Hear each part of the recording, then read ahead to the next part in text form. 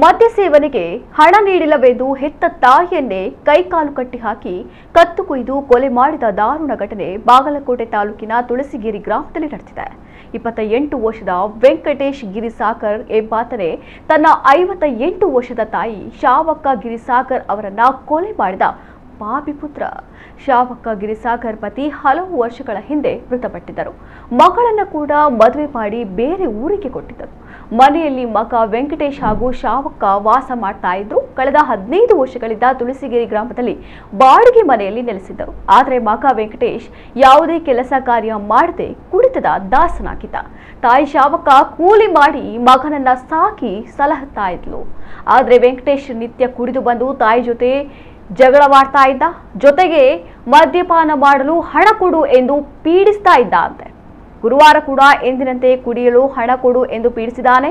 ಕೊಡದೇ ಇದ್ದಾಗ ಬಟ್ಟೆಯಿಂದ ಆಕೆಯ ಕೈಕಾಲು ಕಟ್ಟಿ ಬಾಯಲ್ಲಿ ಬಟ್ಟೆ ತುರುಕಿ ಕತ್ತು ಕೊಯ್ದು ಕೊಲೆ ಮಾಡಿ ಓಡಿ ಹೋಗಿದ್ದ.